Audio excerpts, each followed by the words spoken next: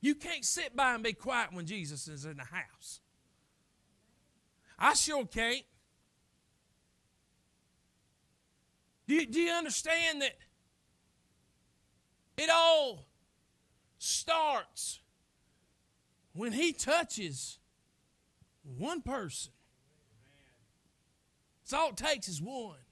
It takes one being willing to come and let Jesus make a difference. And then that one person gets ablaze and starts telling everybody, won't ever hush. You know what we do? We get tired on God. Don't we? We get tired on God. We think, well, you know what? Lord, I've told that testimony 15 times. Everybody's tired of hearing that. No. You know who ain't tired of hearing it? God ain't tired of hearing it. Look, listen, you don't testify to give yourself glory. You testify to give God glory. God don't ever get tired of you testifying about what He's done for you. Don't ever sit down on God and what He has done for you. Proclaim it. Get on your roof if you got to. Get a bullhorn and tell somebody who Jesus is. Tell them about what He's done for you. Oh, my goodness. It said they couldn't even get in the door. And it said He preached the word unto them. It's the most important thing people could ever hear is the word of God. There's nothing more important that anybody could ever hear than the word of God. And that's what Jesus always taught, was the word. Verse 3 says, they came unto Him, bringing one sick of the palsy, which was born of 4. And when they could not come nigh unto Him for the press, they uncovered the roof where He was, and when they had broken it up, let down the bed wherein the sick of the palsy lay. Let me ask you a question.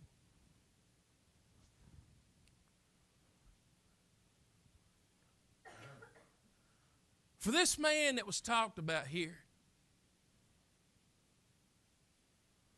what made the difference in him being able to get to Jesus?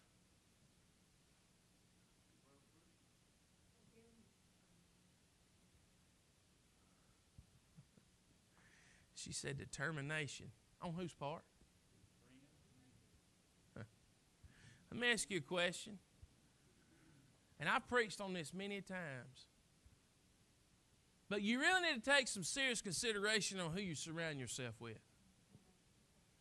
This man happened to have people around him that were determined to not give up. They were determined. They said, hey, I heard somebody talking about Jesus, and they said that He's touched and healed and delivering all these people, and I'm going to get him down there. I ain't giving up. Amen. Whatever the cost, I will do it.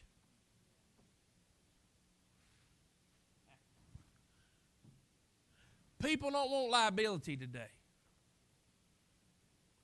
Huh? What are we talking quiet for? Nobody wants liability today.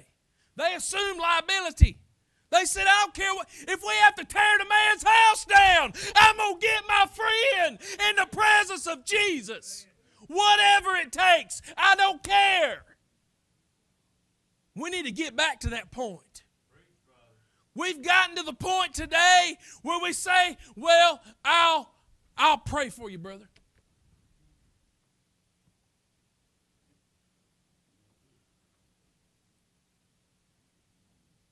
But you know what? We got to be determined. You know what? Yeah, you might need to fast for 2 weeks and get on your face before God. For your friend, whatever it takes, give up whatever you have to give up in order to get God to move in the life of your friend. That's where we got to get to today. We have fallen away from the hard things and we want the easy path. There's a lot of people today that have seen friends and loved ones suffer because they're not willing to take the hard road and stay the course with them. You know what? It's easy to tell somebody, I'll pray for you. It's harder to do it. Huh? It means something when we begin to get calluses on our knees because we're spending time before a holy God seeking Him to move and touch in the life of a friend. To give up whatever you got to give up. To give up your time. To give up whatever you enjoy doing. To give up things that would increase your life. To see God move in somebody else's. That's the kind of people that surrounded this man. And you know what? It was because they heard that Jesus was in the house. Is the reason why they brought Him down there. You want to see people get out of wheelchairs in here? You better start talking about the Lord when you get out of this place. Because you know what? If people don't know He's here, they won't bring Him. If they don't know, if they don't hear, they won't come. They won't know. How will they know? You know what? If we stand back and we wait for God to reveal it to them one day, look, God says it's up to every man to work out his own salvation. God ain't gonna force somebody to come down here to get out of their wheelchair and be healed. They got to know and want to come and be in God's presence and know that God can do it and that God can heal them and that God can set them free and that God can deliver them. And He will do it.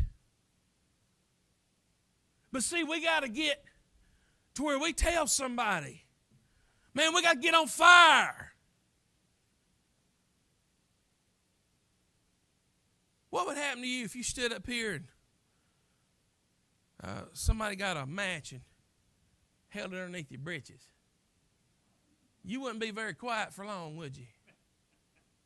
Huh? Y'all be a woo! You be a run! Oh! You be a yelling.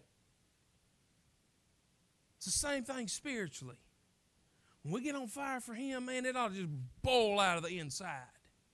Something that you cannot contain. Look, God cannot be contained. If you live in a life of containment, you're not where you're supposed to be with God. If you keep God in a box, God can't be, listen, God is not boxable. And if you in yourself put God in a box, you ain't got God the way you need to have God.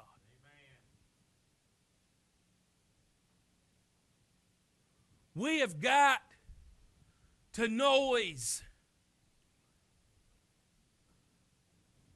the goodness of the Lord. Verse 4, it said that when they couldn't get in the door, they got radical.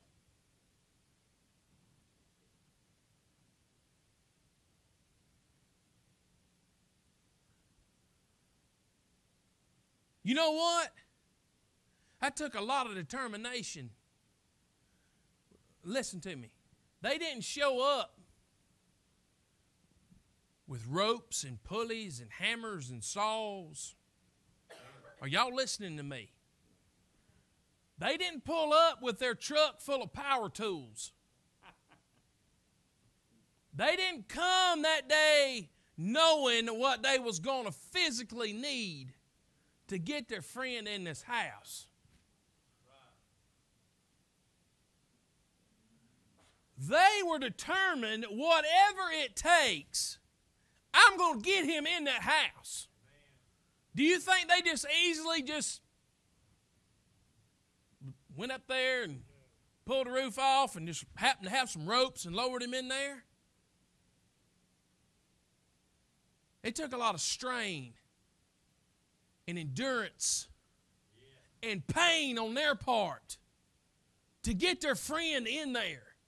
You realize they said, even though I may sustain injury, I don't care, because